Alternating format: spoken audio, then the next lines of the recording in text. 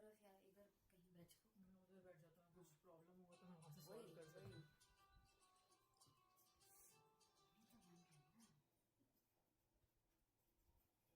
Phone silent कर देता हूँ, नहीं तो बस करेगा। हाँ कर दो। मेरे ही फोन ज्यादा बजता है।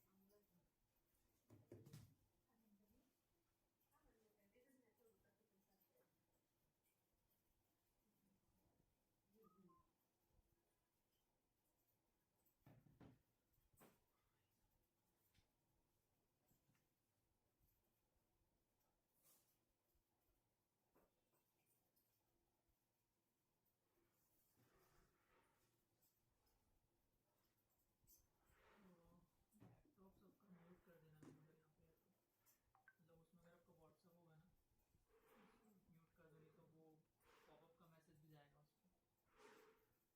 मैसेज भी मतलब पॉपअप नहीं होता है। साउंड मैं लॉग आउट ही कर दूँ? हाँ हटा दीजिए। How do I mute sound? FN F3। No but laptop को म्यूट नहीं करना है, सिर्फ WhatsApp. Then we will not be picked. वो हटा दीजिए ना। लॉग आउट ही करूँ? Hi, so we're all set, Hansa? Yes, we are. I'm Namita. Hi. Hi Akash। Hush, is that? Akash। Akash, sorry. Thank you, Akash. So you're the tech CEO. Yes, I'm the tech. We all need that help, no? All of us when it comes to tech. And so I'm going to keep my notes also. Sure, sure. So what are we doing? Have we just look at the screen and talk? Is it? Yes. So camera. And this is here. We will both. This is yours. We'll both be visible here. Okay. So it's more of looking at the screen Screen and and looking at each other. Okay. And if I don't know the answers, you have the answers. Okay, come sir. So, this morning I was sitting and reading through my notes. It felt like going through college again. I just lost my pencil.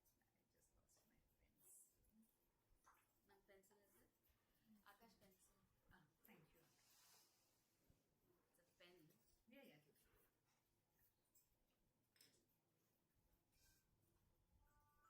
Pencil.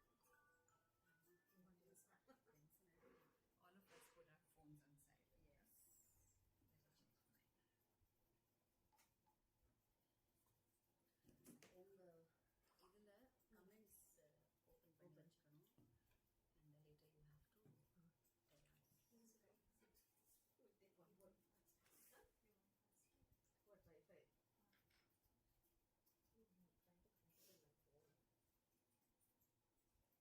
So you have to travel a lot? Yes, Kalidaspura, but it's not far. Altogether it showed me 15-20 Okay, minutes. and Saturday, no? So I think we are not centralized, right? But No, this so wire you will can not come further. You can connect with this. Connect it there, you connect there. Okay. I'm standing. No, it's just to be in the background. So little Yeah. bit. see if this is okay. Once we switch this on, we will. I just have to unmute everything, right? Maybe once.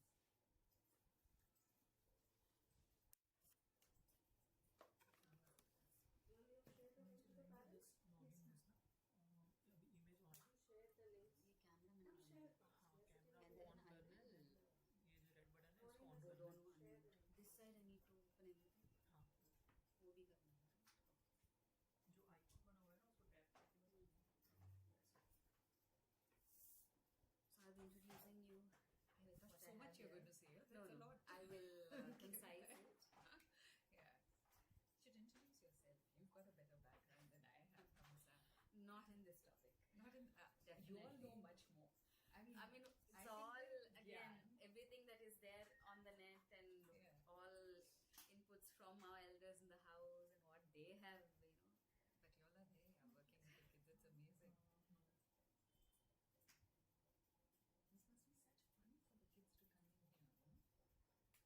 No? We do enjoy, but there are its own moments where it's difficult. So have the certain things which I Okay. saw. It mainly it's covered here. I think one main thing was how do vegetarians fulfill their nutritional requirement. That was something that So kept change it to popping up. nutritional to fulfill the protein requirements, because They asked for calcium and vitamin, but I thought protein was what yeah, so should do that be. for the vegetarians instead of nutritional, because their nutrition is okay. Okay. I think we'll call it protein Protein. instead of that'll be a good question. So this is something you'll ask me, is it? Yes, I will do that. So I will start off with the webinar being driven by the questionnaire that we had or responses that we got. So most of it will be covered. Beyond that, if you have queries, please kindly do put it into the chat box. Perfect. And if there's a question you want to answer, you answer it. Like if you think from a child's point of view, what you've seen.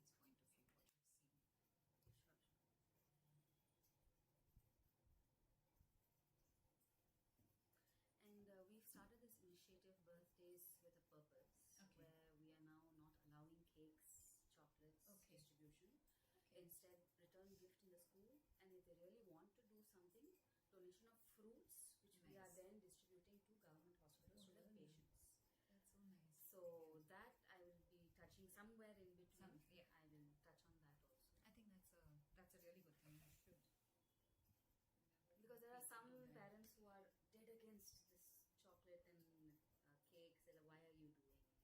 During our celebrations also, we say send sweets for sharing. They're like, we are not giving sugar. Why are you doing it? It's a very small percentage. Yeah, but they're still there. They're there. So we want to spread that more. Hello? Yes, ma'am. Good morning. Okay.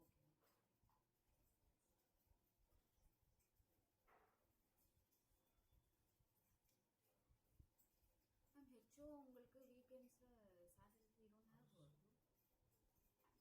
No? So you check with because you don't have a system. You join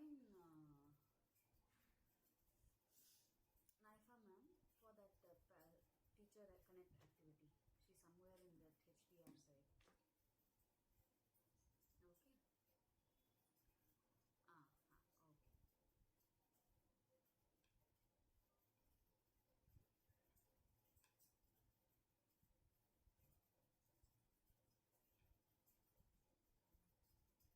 எல்லாரும் share பண்ணிட்டாங்க. No, my center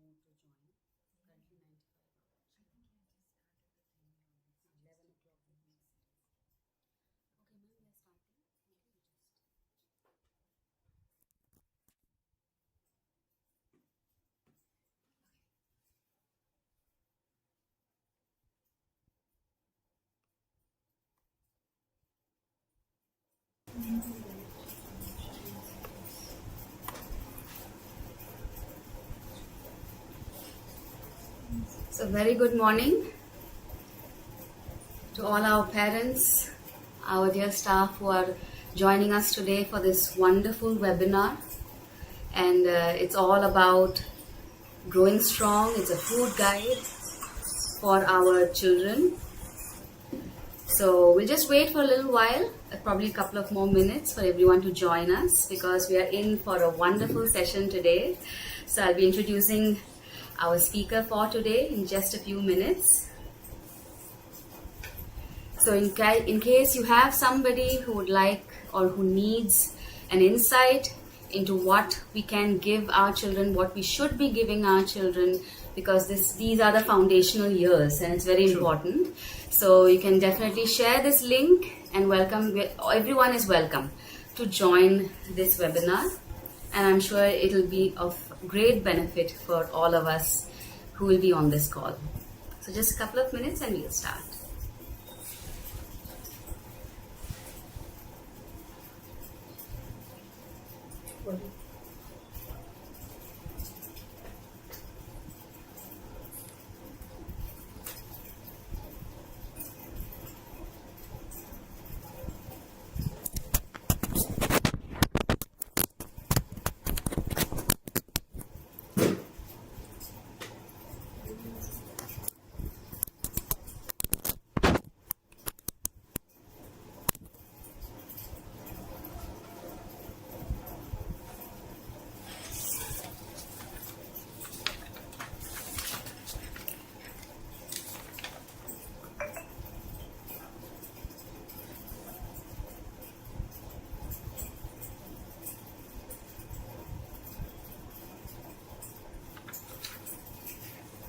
Wonderful. So we're having more and more joining us.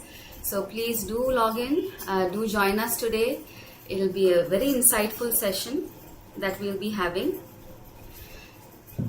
So I think we can start now, and I'd like to first start off by introducing our speaker for today, Namita ma'am. Thank you so much for joining us. Most welcome. So Namita Ratnaswamy ma'am is an agricultural scientist, and she has over 3 decades of experience, and she's very much dedicated to advancing a science-led understanding of health and nutrition and sustainable living.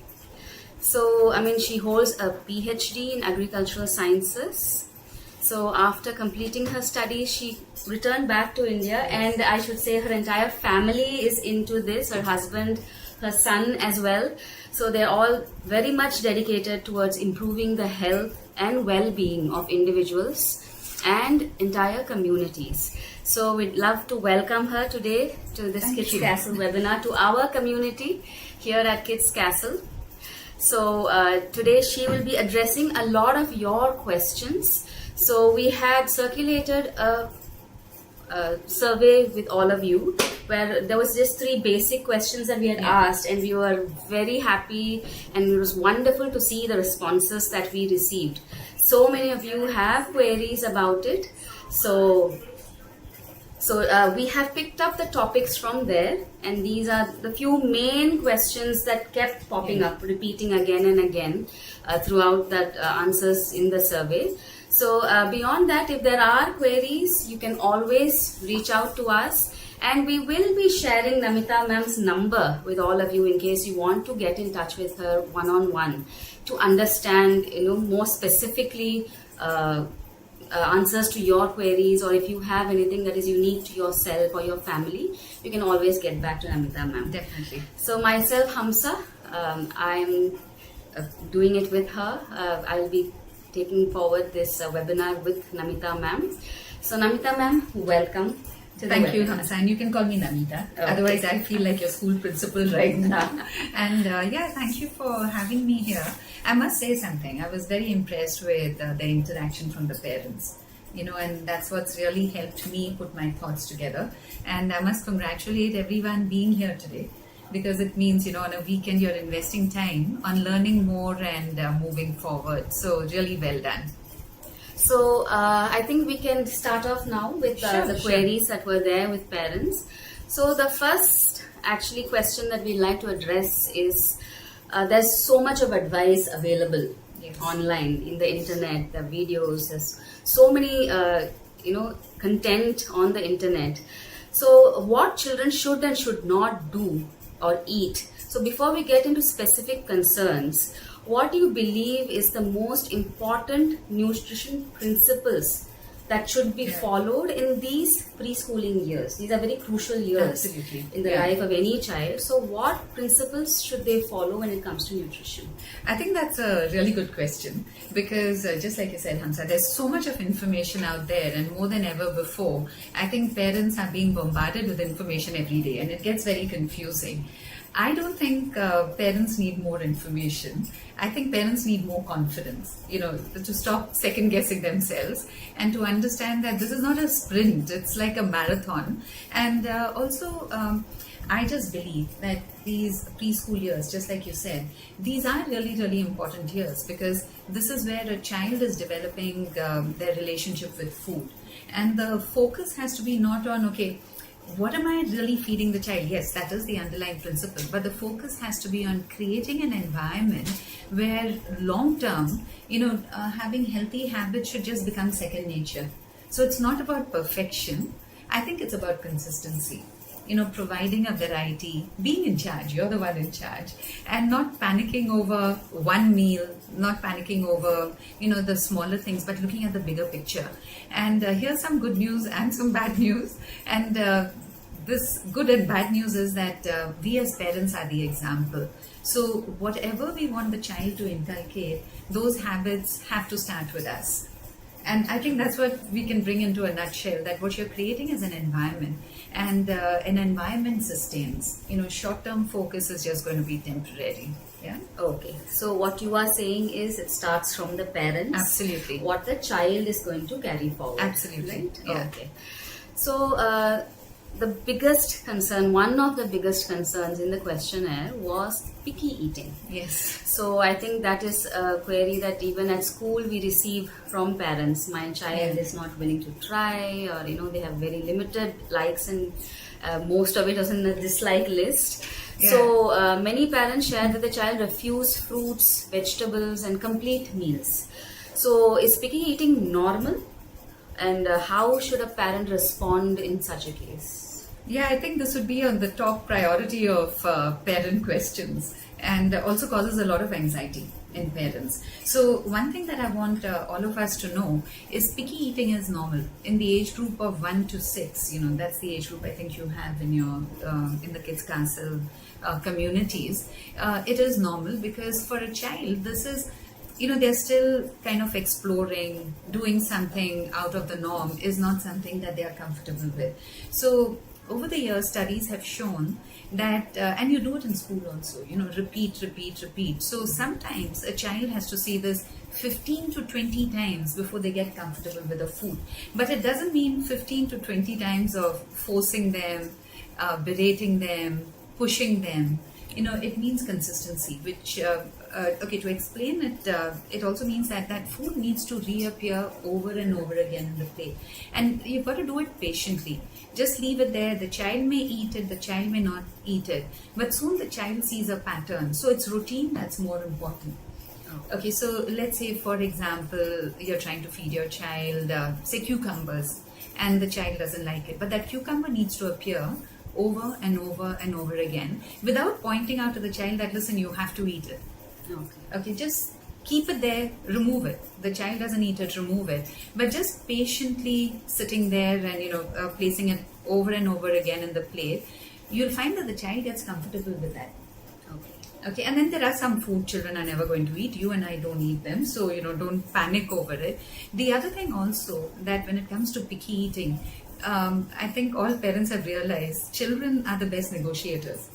Okay, they don't need to get an IIM degree in marketing or anything. They know. They just know, how much to push and when we will give in. So one thing I always find is don't bribe children. Stop bribing them, because that sets a very bad precedent lifelong. So don't bribe them. It's there. Yeah, you're not eating it. You're not eating it. And also, don't be the kind of parent that cooks a separate meal. Okay, I'm not eating this, so fine. I'm going to give you another meal. I'm going to cook another meal. So I know it becomes difficult because we as parents start to worry, okay, is my child eating enough? They're not eating at all, so they'll go hungry. Listen, no one goes hungry. The child understands, your child is fine. So instead of looking at that one meal or, a couple of meals, look at it through the week. And if your child is active, if your child is playful, full of energy, it's fine. They have very small stomachs. So it's not about how we eat. And also what I've found with picky eaters, and please no offense to anyone here, it's also coming from the environment. They're watching what you are eating as well. And if you want your child to eat something, sometimes the best thing is to sit down and have that meal with them. Are you prepared to eat what they are eating? And what is it that you're doing? It comes down to everything like that. But don't force a child, don't berate, and don't bribe. It can't be that you'll get a chocolate if you eat your vegetables. It just sets the wrong expectation, and not just with food, but their relationship with food lifelong, and also their relationships in every areas of life. Then it becomes, okay, if I do this, this is what I will get. And then if you're going to treat chocolate and ice cream as a prize, then that's what they're going to want all the time, right? So I don't know if I've answered that question properly, but don't panic if they're picky. They will be picky in this age group, but the way to deal with it is with patience and repeat. 15, 20 times at least, repeat. And let it appear on the plate. Yeah. So I think repetition and patience. Yeah. These are the two. And habit. You've got to lead by example as well. Okay. Yeah? So these three things, because picky eating is definitely a major concern. Yeah. And yes, parents do. I know they get anxious. Yes. My child hasn't eaten anything all day, or it's become one meal at night they're having it, or what they have in the morning breakfast before they come to school is all they are having. Yeah. So what you're saying is repeat it and lead by example. Lead by example, and also look, sometimes a child will eat very little through the day. That's okay. That's fine. Healthy children can accommodate that. But you want to look at it through the week. What's been the trend through the week? And if your child is active, if your child is healthy, your child is full of energy, sleeping well, don't panic if they don't eat a meal here and there. It's okay. Yeah? Okay. That was, I think, definitely a question well answered. So moving on to the next major worry of parents. Their question is, I'm worried that my child is not getting enough nutrition. Yeah. It's not just eating. They eat very little, or they refuse certain foods. So how can we, or I as a parent, support healthy growth without becoming anxious, like you said, after every meal? Okay, they didn't eat now, they missed out this food, certain food. So how can they address that if they are the nutrition component? Yeah, I think that's what it comes down to, a basic understanding first. And over the years, it's been now 3 decades working in this environment, and I work with different age groups and a lot of the adults. And one thing that I've found is that our basic understanding of nutrition needs to be clear, and it needs to be our responsibility. You can't play the blame game. So sitting down and looking at, okay, first look at your own plate. Do you understand what you are eating?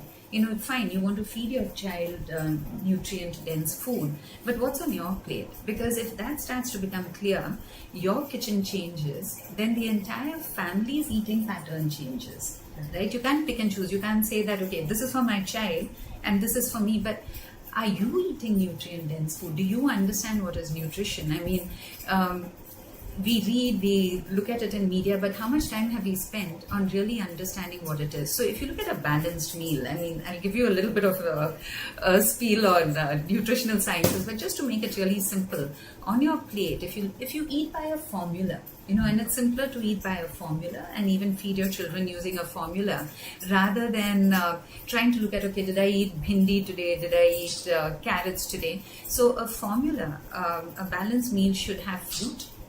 It should have vegetables, protein, salad, and multigrain. Okay, do you get that? And that's what reflects in a child's meal as well. And it's not that complicated. If you're cooking that for yourself and the family, the child is eating that as well. Right? So I get adults saying that, I've got type 2 diabetes, or I've got high blood pressure, or I'm overweight. And they also ended by saying, but it's in my family. Okay. Have you heard that? Have you caught yourself saying it? That Yes. looks, it's in my Hereditary. family. Correct. But lifestyle disease is not hereditary. Lifestyle is hereditary. You know, grandmother cooked that way, so mother cooked the same, and I learned to do the same. So the question I ask all of you is, are you prepared to break that? Are you prepared to learn and break that? We don't have to pass on those habits, nutritional habits, to our children. You know, so eating a variety. Families eat very few vegetables. You know, I find they'll eat 3 or 4 vegetables. And I'm not blaming you, this is all of us. And we say, okay, look, this is all my family eats. And but who started that? A child wasn't born in, you know, with those habits. Those are the habits the child picks up in the home. So making healthy food accessible. It should be around on the table. It should be around in the house. And even snacking. You know, my child only wants sweets, but you made that available to the child in the first place. And you can't have double standards. So if you tell your child there's no soft drink and there's no sweets for you, and the next guest who comes over, you're offering them soft drinks and sweets, you've lost the battle totally. You know, because the child's watching that and the child's very confused, and the child says, okay, fine, if mom and dad are eating this and they're offering it to their friends, this must be good. So when I grow up, this is what I'm going to be eating, and I can't wait to be doing that. Okay. So don't get anxious, don't feed anxiety, feed the food. It's not that complicated. It's the good thing is that if you decide to get healthy and you decide to learn what nutritional food really is about, it's really simple because the child will follow that. Doesn't your child imitate you? I've seen little children trying to hold a pencil box and talk like as if they're talking on a mobile phone. It looks so cute, and then we start getting very upset with our children for screen time. But then what are we doing, right? And it's the same with food. They're going to watch your plate. And I just wanted to add one more thing over here, especially for mamas with little ones, you know, the 1 and 2 year olds. Eat before you feed your child, because your child's going to take long, and then once they eat, then they want to go to they normally will soil themselves, or they want to go to the loo, or then they're sleepy and grumpy. And what's happening to you? You're hungry, you're getting cranky, you're irritable, and that's just not fair on you, right? So well-fed parents also feed their children right. So you eat first and then feed your little ones, but as far as possible, eat together. Yeah. Okay, I think eating together is what will get the child interested as well, Right. because Right. they're noticing how you are eating, what you're eating. Yeah. and does a fixed time help? A routine always helps. So children, routine helps. It helps tremendously. They are calmer, and they're, because then they're expecting it. So a routine definitely helps. But I also say do something apart from the routine once in a while. Okay. But not every day, because chaos also tends to send them in a tizzy, So sometimes lack of appetite. Children can get anxious when there's no routine. But if there's a routine, I'm sure you found that in school also, Hamza. Yes, definitely. I mean, repeat, and that same routine over and over and over again. That's going to help them a lot.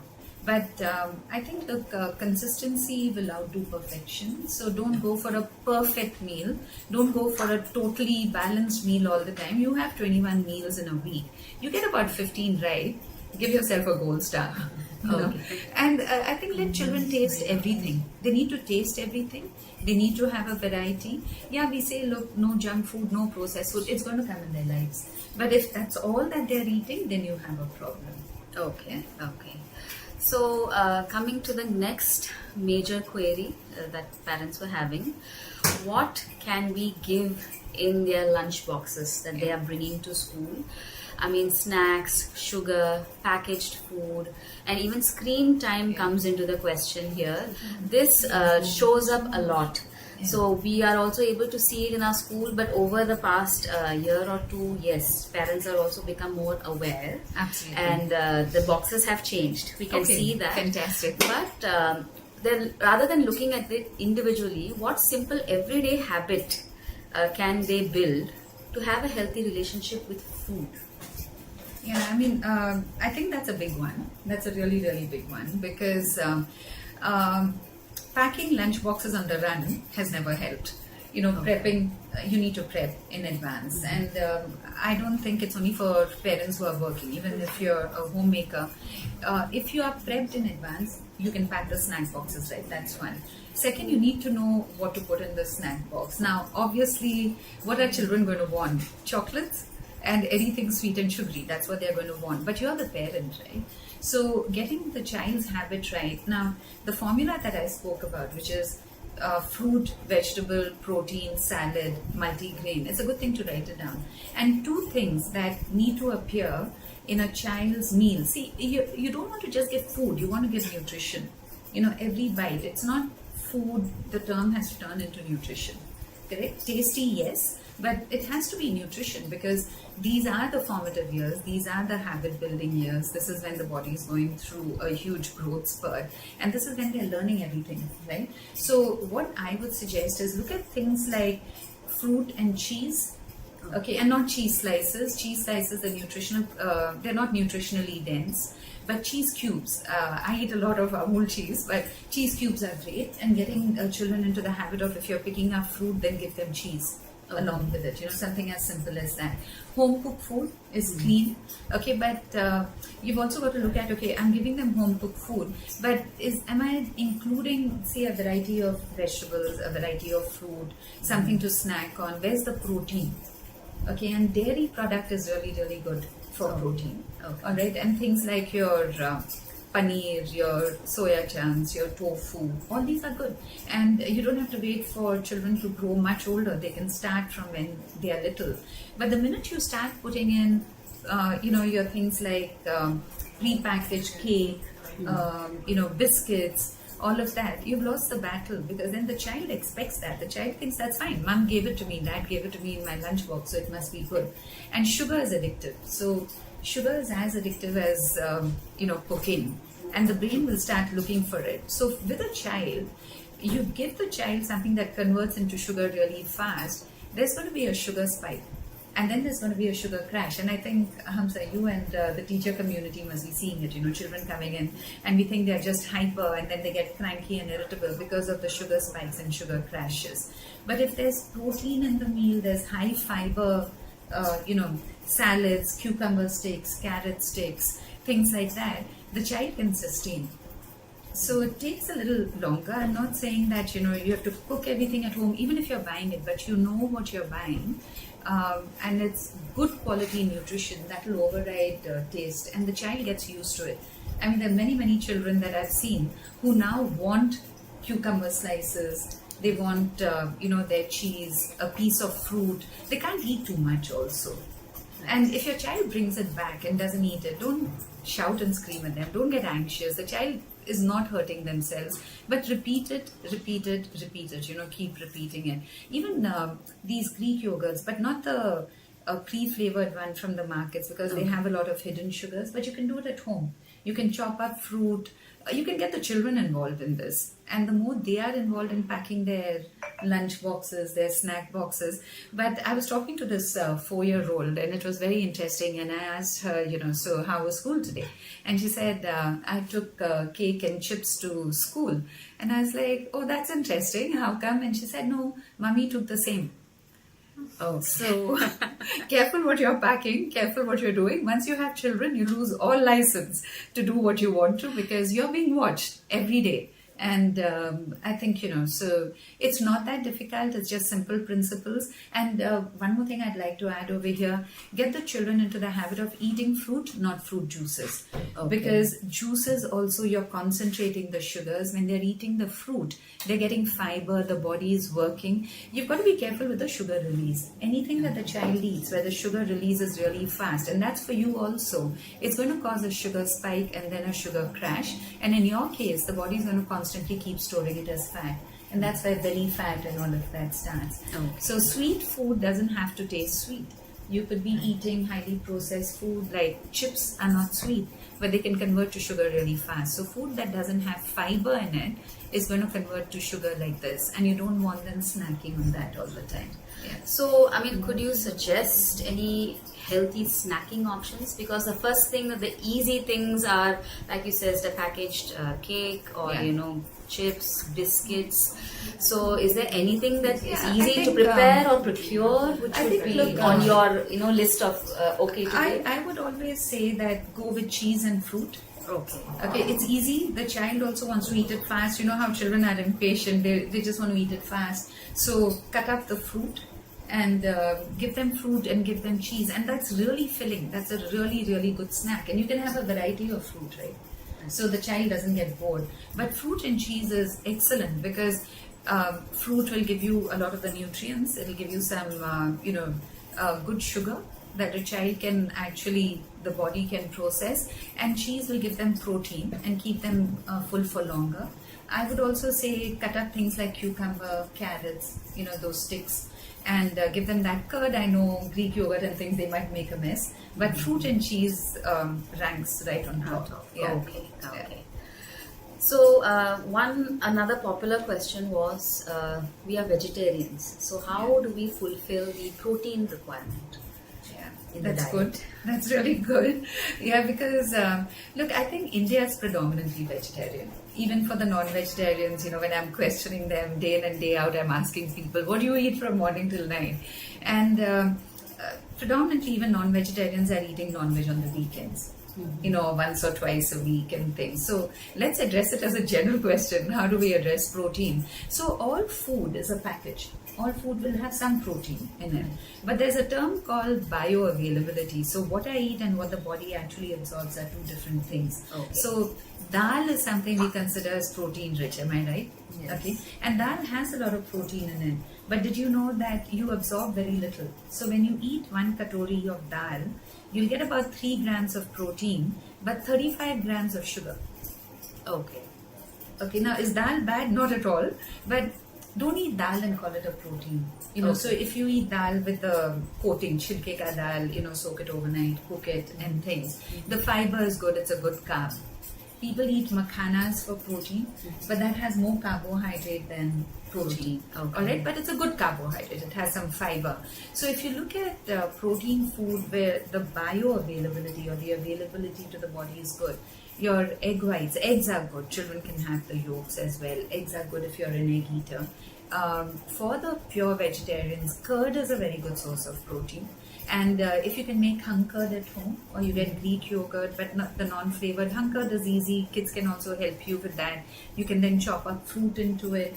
So 1 bowl of curd will give you about 4 grams of protein, but 1 bowl of hung curd will give you about 10 grams of protein. Okay. Yeah, and I'll be happy to share this protein available chat with you.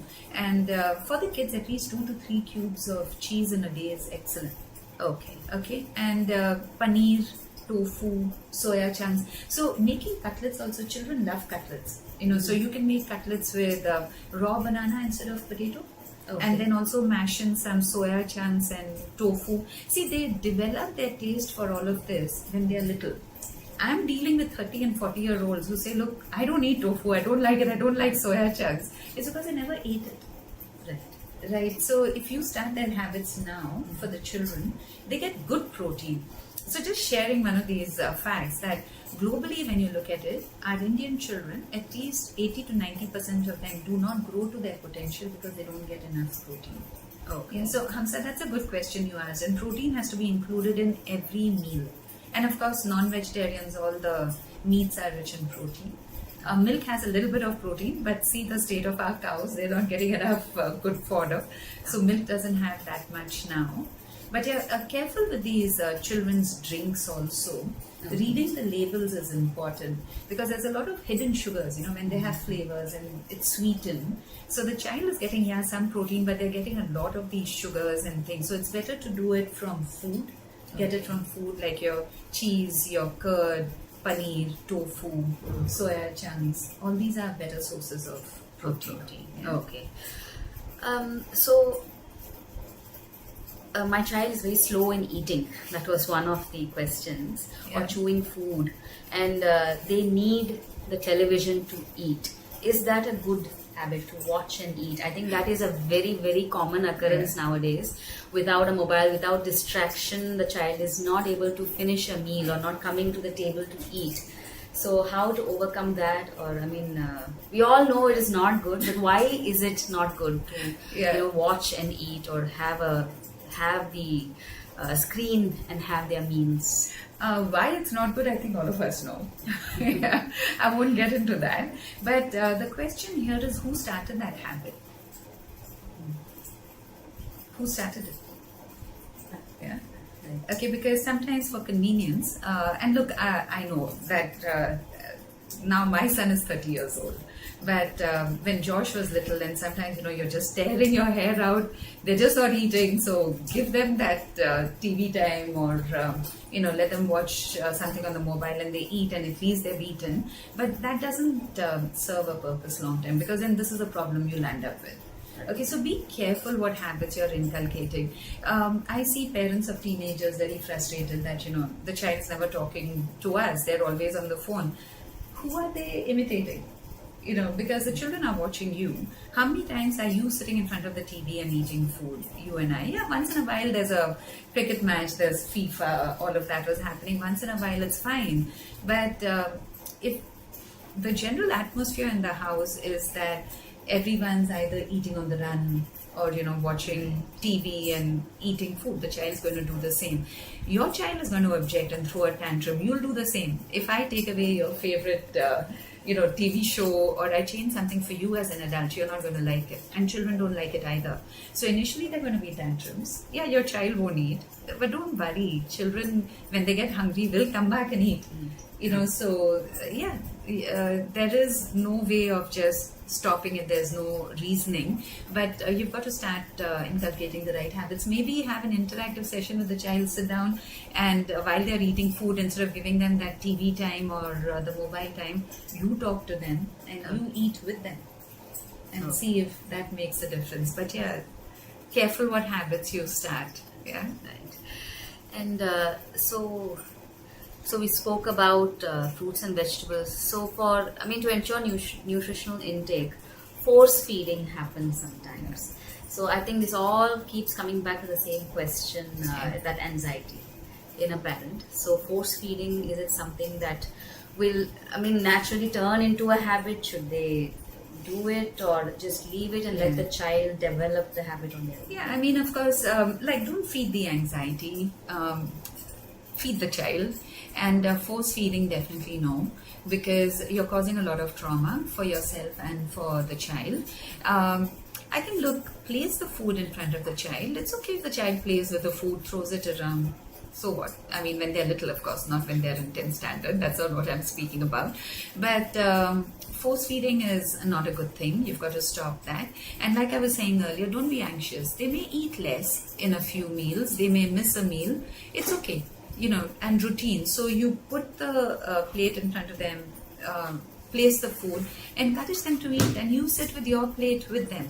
The more they eat along with you, the better it is. But running after them, force feeding them, it's never ever going to serve a purpose, and it's only going to become worse, because then the relationship with food changes. See, you don't want to look at, okay, has my child eaten broccoli today?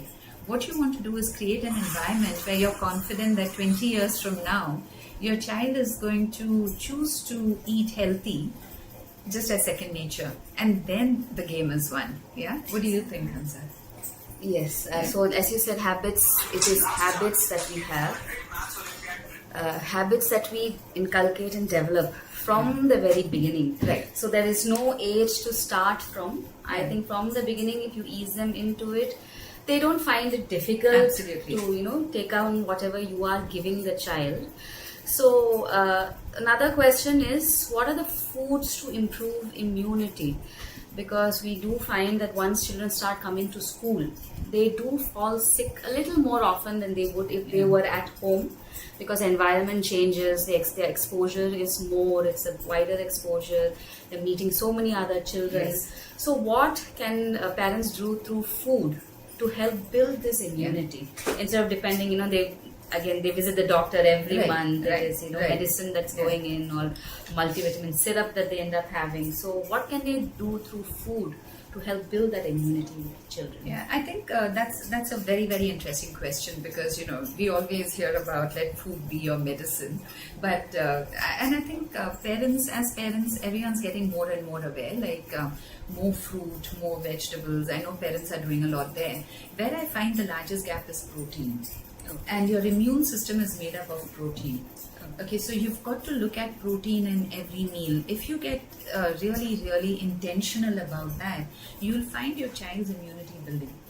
And protein has to be eaten in every meal. So as grown-ups, we need about 1 gram per kg of body weight of protein every day. For children from the age group of 1 to 6, they need 2 grams. Okay, per kg of body weight. And if they're not getting that, their immunity starts to drop. So I've seen parents who will really stress on, hey, fruit and vegetables, variety, vitamins, minerals. Yes, don't stop doing that. But how much protein is your child eating? Okay, and that, I would say, if you ask me what's the one hack for growth, for immunity, is understanding and learning how to eat balanced meals and how to bridge that protein gap for you and for your children. Because if you understand it for yourself, I mean, the way you're cooking in the kitchen will change. And also healthy fats, because if you're cooking in vegetable oil, that means if your oil is coming from seed, cereal, grain, and if you can make a note of it. So even if you're cooking in olive oil, mustard seed oil, sunflower oil, all these oils are actually harmful to your immune system. Okay, they are pro-inflammatory. They cause a lot of inflammation. Okay, so on heating and cooling, their chemical nature changes. So the best fat to cook in for children and for all of us is ghee, coconut oil and butter. Try it. Remove the vegetable oils from your kitchen. And if you cook in ghee, coconut oil and butter, these don't change their chemical structure on heating and cooling. And our Indian cooking is all about heating to high temperatures. So even frying, if you're frying for the children, fry in ghee, fry in coconut oil. I know you can't fry in butter, but make that switch. So healthy fats, good quality protein, a variety of fruit and vegetables will start to help. Okay, all right. So parents, just a little more the input from our side, but we'd love to hear from you. So the chat is live, it is open. So if you have any other queries apart from what we have addressed so far in this chat that I'm having with Namita, please do put your queries in the chat box. So before we continue, there are initiatives that we as Kids Castle have been taking towards this regard. So one was a Fit Together initiative. Last year we had started that, where the focus was on healthy eating and the change coming from our own kitchen. Yes. So when the kitchen is healthy, the family is healthy. Absolutely. And the person preparing the meal at home. So if they are following it for themselves and preparing those meals, then everyone is eating that. Yes. So Fit Together was such an initiative where it combined both healthy eating as well as exercise, activity to be done. Okay. And this year, another new initiative, which our parents also have taken very nicely to, is Birthday with a Purpose. So cakes, chocolates, this is what we used to come to school for a child's birthday celebration. So what we have changed it to now is we are encouraging parents to send return gifts that they can exchange in school, and if they are interested and they would like to do so, they can donate fruits as a charity, which we are distributing to patients in hospitals, government hospitals. So this is a very conscious approach or conscious endeavor from our side to move away from these chocolates and cakes and sweets. Children are already exposed to it at other places. So we don't want to be a source of introducing and making that an expectation. So one child has brought cake, they feel, okay, birthday means cake, birthday means chocolate. Right. There could be so many other options that they can, explore. So that is an initiative that we have introduced this year. And thank you, parents, for your response to that initiative as well. we have been regularly donating the fruits. Of course, it's completely optional. There is no force from from the school side that you have to donate. If you are willing and you want to do a donation, you're most welcome. So otherwise, you can definitely celebrate your birthdays in school with the return gifts, maybe a game or so with the children. That will create probably more memories for the child than the cake and the chocolate. I think this is just fantastic. I wish more schools would do this. And yeah, this is really, really nice. Great so initiative. Coming to the sweet that we are talking about now. So one other question was, yes, that's a sweet addiction. Children do like it. And we can't completely 100% say no to it. So what would be a healthy sweet option, if there's any? I mean, that can be substituted for your chocolate or your cake or your ice cream. What can they introduce that children will like? It is sweet, but not so much of guilt attached to it. Look, I think one thing is never remove everything from their plate. You know, if you ban sweets and if you ban ice cream and if you ban chocolates, anything that we are told not to do, you want to do it, right? But if it's given in moderation, the whole thing is about balance. And, you know, if you balance it out, yeah, once in a while you're giving them something sweet to eat is okay. But if it's every day, if it's the norm, then there's a problem. Right? And I think healthier sweet options are things like your fruit, natural sugars are much better than the synthetic sugars and, you know, bakery items and things. But taking it totally away, and also another thing that I'm totally against is I hear parents say that, you know, on the 1st and 2nd of the month, I heard this parent tell me is my child's cheat day and they can order anything that they want. Now, you've set that up as a treat, which means that's good food in the child's mind. Right, and so I don't think we should be doing that. But coming back to protein, this is a very, very interesting thing. And if you as a parent also have a sweet craving, if you bridge that protein gap, you're not going to crave for sweet. And it's the same for the child. If the child is having enough protein throughout the day in every meal, the sweet craving is going to be very less. They'll enjoy the sweet, but they won't crave it. They won't throw a tantrum for it. And please, no soft drinks, no canned juices, no Tetra Packs, even if it says sugar-free. And definitely avoid the breakfast cereals. That was actually one of my questions. That has become terrible. Easy to give. It's and you know, and it's also marketed. I feel bad for the parents because, you know, it's marketed, advertised as healthy. I give it to my child. Multi-grains. Yeah, and working so closely with, you know, food industry, and I'm not maligning. I'm not saying that they're lying to us, but they're not telling us enough. You know, so when they say fortified with, you can put a pinch of, say, any nutrient in a sack full of cereal and you can say it's fortified. Right. But you've got to learn to read labels. So it'll say 0 sugars, but if it gives you the amount of carbohydrates are sugars. Okay, and vegetable oil, you don't want to touch it. Any of your packaged food. Vegetable oil is another name for dalda or vanaspati. And can you imagine, your children's cell walls are so fragile. You know how you do your spring cleaning for Diwali? Imagine if you've got a mosquito net and you've cleaned it, and then you take porridge and rub it on the mosquito net.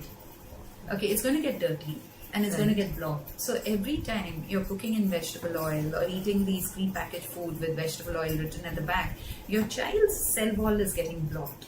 Long term, that's going to lead to insulin resistance. And when did insulin resistance start? Now. In this age group. At this age group itself. All right. Okay. Okay. So jaggery is a very common thing now, that they feel that, you know, sugar substitute is jaggery. Is that true? It's much better than white sugar. Better. 100%. Okay. And also if you're going for organic or raw jaggery, it is a better substitute. But when you look at something called glycemic index, which means the rate at which the food releases sugar, okay, and you want to eat food that releases sugar slowly, low glycemic index. So white sugar and jaggery, the glycemic index is nearly the same. Okay, but jaggery is cleaner. Okay, so it doesn't mean that if I'm eating jaggery, I can eat lots of it. Okay. You get it. So careful with addictions. You know, so I know that parents make laddus with dates and things. Those are slightly better. Add a bit of jaggery, add a bit of honey. Much better than white sugar. But the glycemic index is not very different. It's the same thing with sweet potato and potato. You know, people say, okay, I eat sweet potato, it's healthier. It has more fiber, but the glycemic index, the rate at which it's converting to sugar, is not very different. Not very different. Okay. So, parents, thank you so much. A lot of comments are coming down. We are picking up some of them which are different from what we have already addressed. So, one is keeping food in the mouth for a long time. They're not chewing it. We have seen that it's on one side, right? They try to push it, they try to make them chew, but it doesn't happen. So, any tips or tricks for making them chew and finish it faster instead of keeping it in their mouth? It reminds me of our neighbor's daughter, and now she is studying in Germany. But when she was little, she would sit at the table. She'd visit us also, and I'm talking about little, the 1 to 6 year age group, and she'd be sitting there for an hour. Okay, keeping the food in her mouth and chewing, and no amount of encouraging her would help. And now, I mean, she just eats her food. She's like any other normal adult. I think it's a phase. Don't worry about it. It's fine. It's just a phase, and they'll outgrow it. Yeah. Okay. So, how about all these drinks like Horlicks, Bonvita? Yeah. I mean, they, as you said, the way they project it, it's all good for your body, protein, growth. Look, I'm sorry if and you've used the commercial terms. I'm very careful with not using commercial terms, but I'm totally against these. Because, see, commercially it's got to be tasty. Right, and anything that you make sweet will be tasty, and they promise you with all the nutrients. We should do talk on just learning how to read labels. You've got to read the labels, and when you read the labels, one thing to look at is the amount of carbohydrate, fiber, protein. Okay, now a lot of these drinks come now with no added sugar, no artificial flavoring, but look at the carbohydrate, because these carbs are sugars and they're converting to sugar rapidly. You don't want to give your child something that's converting to sugar like this, because, and even for yourself, but for your children especially, sugar spikes are the most detrimental and most harmful for their growth, for their brain development. It's like short-circuiting the brain. And also you've seen obesity in children. It's coming from these sugary inputs. So when you look at Horlicks, when you look at Bonvita, the source also matters. I mean, have you ever gone onto their website and tried looking for where are they getting their raw material from? How's it being grown? You're feeding it to your child. I've tried doing that, and there's no information, there's no traceability. But what horrifies me is the amount of carbohydrate. It's huge. Like in 100 grams, it'll have like 70 grams of carbohydrate. That's 70 grams of sugar that you're giving your child, and why would you do that? So instead, things like our ragi is so good. You get ragi huri hittu, you get that in like Organic Mandya is close by over here. You have lots of these stores. You can't make it at home, but you can get it. Add some jaggery to it. Make your own drink at home. Those are better than these pre-packaged health drinks. Yes. Okay. So you mentioned cheese as a very good option for protein intake. So one of the questions that we are getting is what kind of cheese can we give? Off the shelf, of course. So my favorite is Amul. I'm addicted to Amul cheese. But any hard cheese, so try and avoid the softer ones. They will have a little more sugar and less nutrition. But, like the Laughing Cow cheese and things, the challenge is the child will love it. And then you can't wean them off it in their older years when they can't afford to eat it. So it's better to give them the hard cheese. So any hard cheese, the pre-packaged ones are good because, your Amul and your Britannia, Milky Mist, all these are good. So you can try using those. All right. So curd again was another major source of protein. Yeah. So how good is it to give them on a daily basis? Lovely. Is that fine? It's really good. And those are myths that, don't give your child curd at night. Yes, it's fine. If your child is able to digest it, let the child eat it. Okay, because those are habits you're putting into their heads. Right? So a child is fine. Only if your child has got things like wheezing, asthma, then I'd stay away dairy because that aggravates everything. But otherwise, give your child curd at night. That's fine. Okay. Yeah. And in case we have child who's lactose intolerant.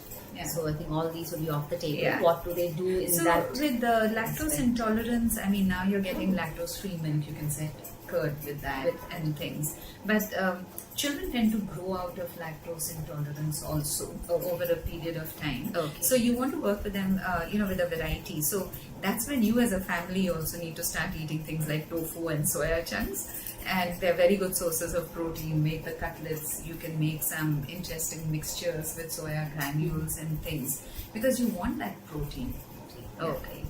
And the nuts, your dry fruits. Very good for kids. Yeah. Okay. Yeah, they're good for kids, but they're not protein. Okay. Nuts are really rich in fat.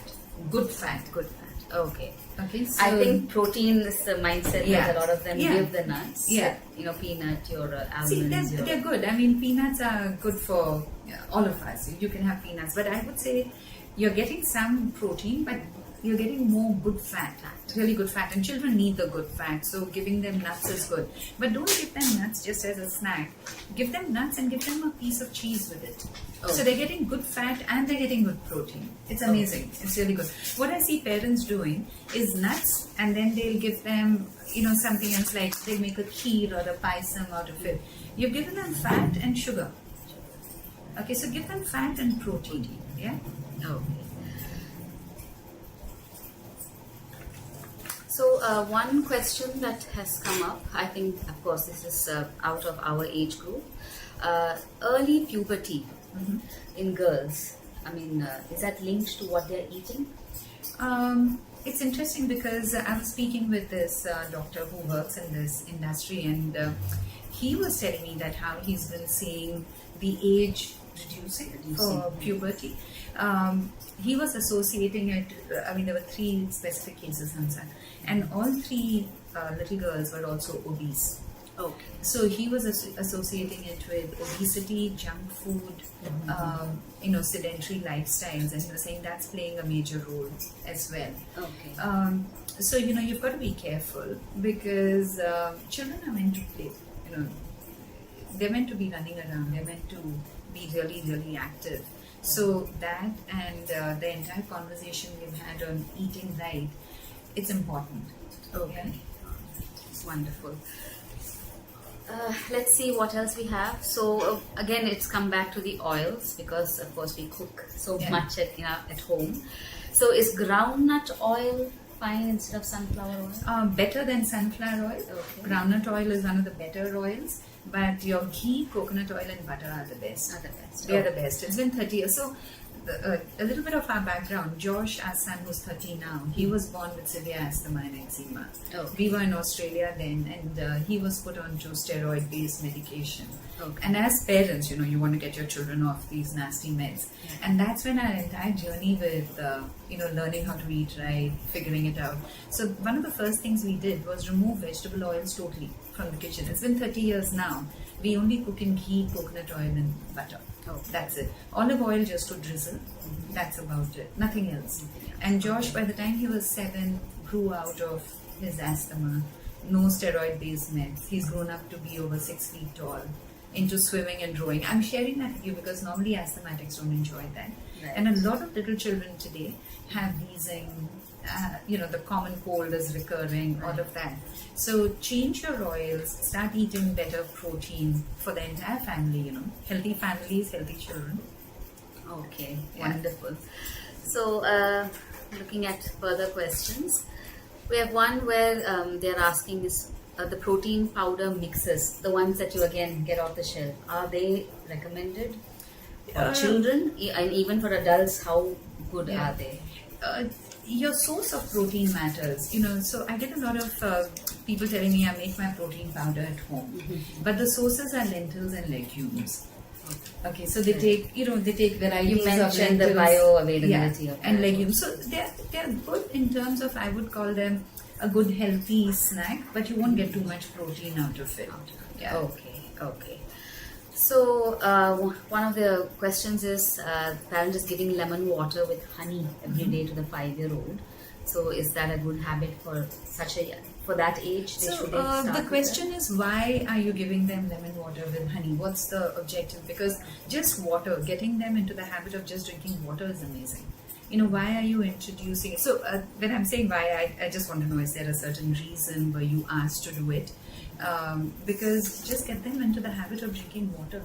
why sweeten it? Why flavor it? Just water is great for kids.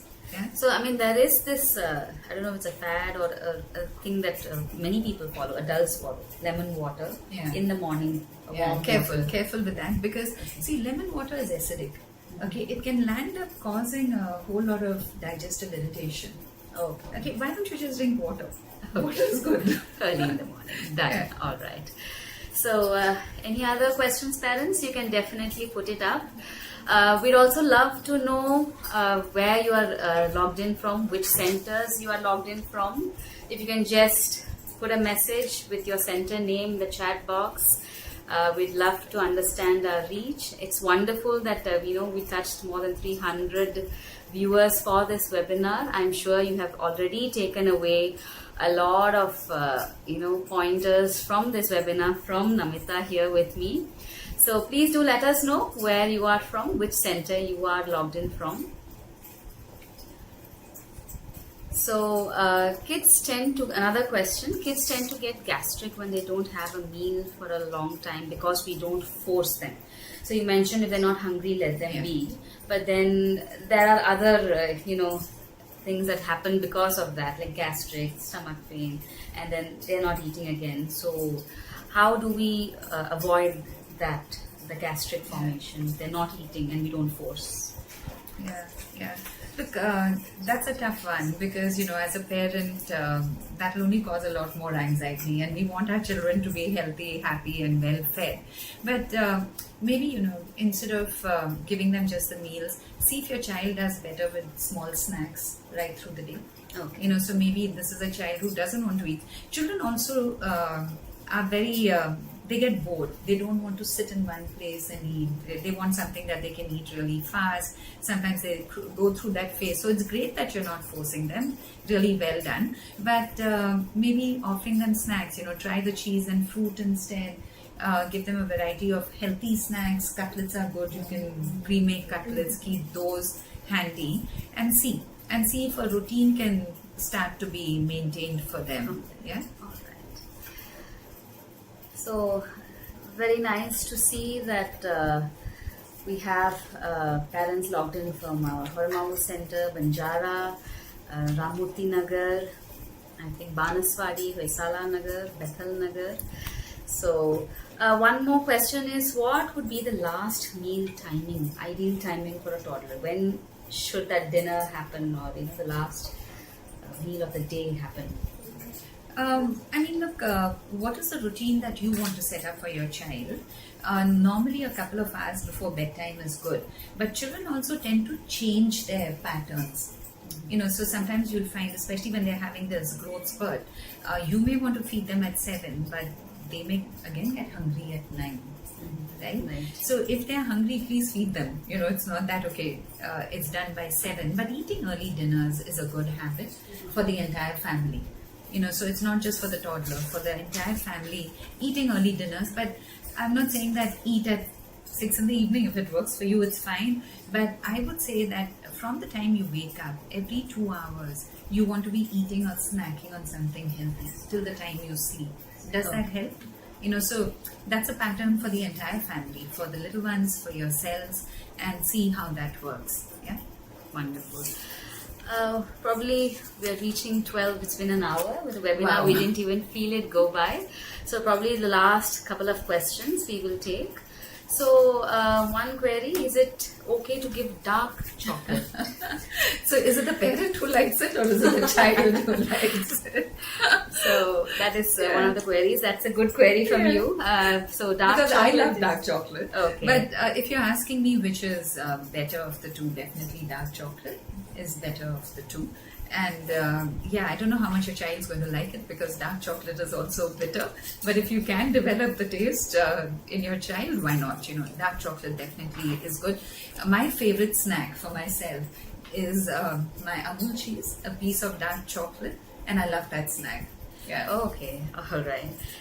Is sweet corn good for an evening snack? Sweet corn is a simple carbohydrate. It will convert to sugar like this. Okay, so be careful setting that up. I wouldn't give sweet corn too often, but you remember the corn on the cob that used to get it off the cart. That was a simple Indian corn. That is not bad because it has high fiber and things. So if you can get that corn and shave it off, and it's difficult to get that now because in the market you're getting a lot more sweet corn. So the hack, if I can use the word to remember, is combine all this with protein. Okay, so when you eat something, the body's primary objective is to digest it, right? So when you eat something, it will convert to sugar. All carbohydrates convert to sugar. And the body is going to ask you, should I use it or should I store it? All right, and if it can't use it, it'll store it. But if you're eating sweet corn, or let's say you're eating ice cream, or you're eating a whole lot of rice or whatever, and you add protein to that meal, the body will use these sugars to digest the protein. Okay. So you're giving your child sweet corn. Give the child some dahi with it. Okay, give the child some cheese with it. If you're an egg eater, combine that. But you want to combine protein with it. Okay. So any meal, if it's it's going to have sugar in it, protein helps to balance it out. Definitely. Right? Okay. Definitely. All right. Frozen food, eating off the shelf. What is your... Once in a while it's okay. I mean, look, we also need to keep our sanity as parents, You're going to use it. But that's the thing, it can't become the norm. Alright, so once in a while, all of this is fine. I don't think any of us should become totally radical with that. No frozen food ever, no chocolates, no ice creams. We turn insane, right? But if that's the only thing the child is getting, then you've got a problem. All right. So I think we'll come down to the last couple of questions now. Sure. So seeds, we talked about dry fruits, your nuts. How about seeds for children? Is it safe to have at this It's age? not a question of safe or not, but you've got to understand something called, you must have heard of omega-3 fatty acids and omega-6. Now, just to put it very simply, seeds are pro-inflammatory. We talk about inflammatory conditions, So, just a simple example, if your child is constantly falling sick, always catching the common cold, sneezing a lot, getting the fever, then they have a problem with inflammatory conditions, right? Their immunity is compromised, inflammation is high. On the other end of the spectrum, heart disease, certain cancers, your mental health, all that also gets impacted by inflammation. Your seeds are rich in what we call omega-6 oils, fatty acids. And omega-6 is pro-inflammatory. So why would you add seeds into your child's diet? Okay. And for adults? For adults, it's the same. It's the same. Yeah. Don't snack on seeds. I mean, if I may say, leave it to the birds, The birds like eating seeds. Okay, because we can see a lot of focus on chia seeds, flax seeds, pumpkin, sesame seeds. So chia seeds high in fiber. I'm okay with that.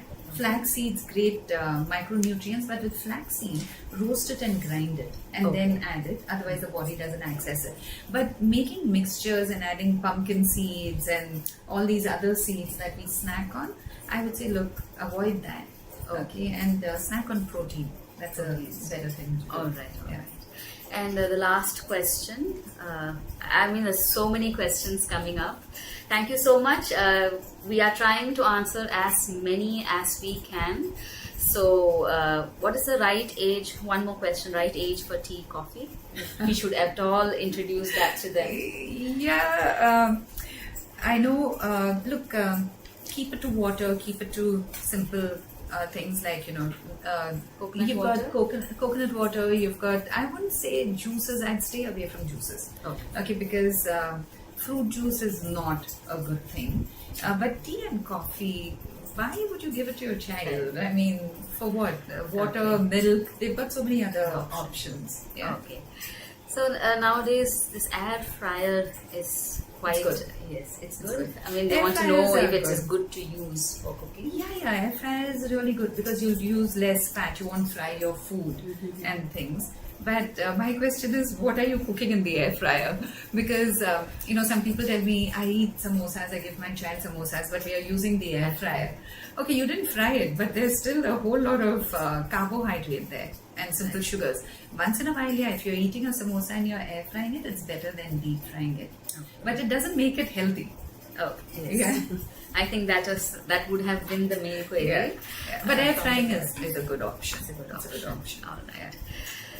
So, still a lot of questions. I can imagine. I mean, Yes, I mean, this was a session that we really wanted to take to the parent because this is the main concern. absolutely.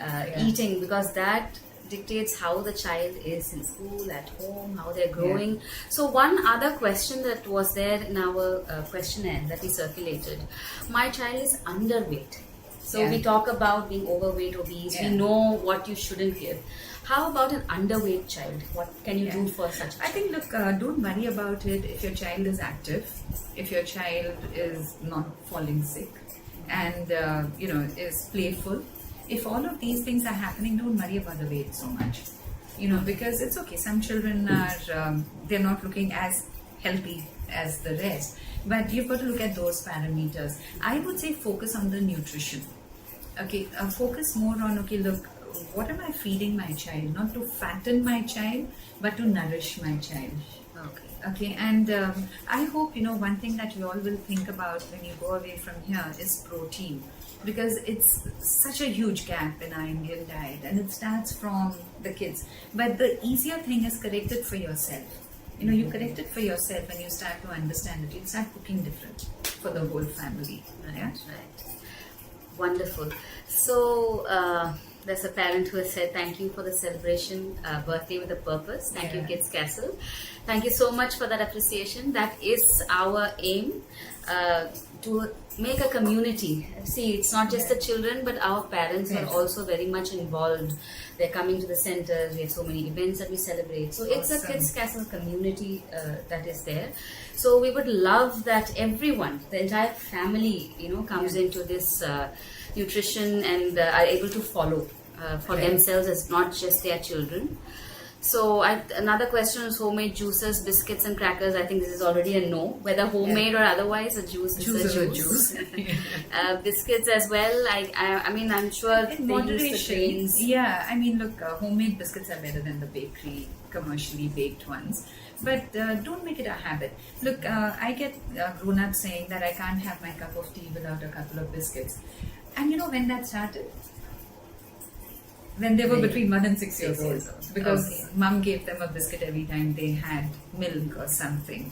So, careful what habits we inculcate. Okay, all right. So thank you, parents. Thank you so much for all your chats, your queries that have come up. So I'm sure there was a lot of takeaway from this webinar.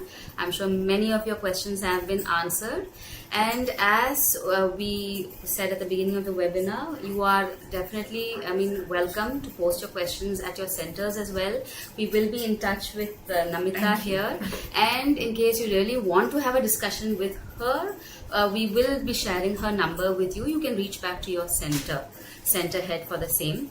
So let's round off this webinar right now. So Namita, finally, for every parent who is currently still watching, so what is the takeaway from this? What are the top 3 messages that you'd like them to remember and probably go back and implement or follow it? I think keep it simple. Okay. Don't overcomplicate it. Keep it simple.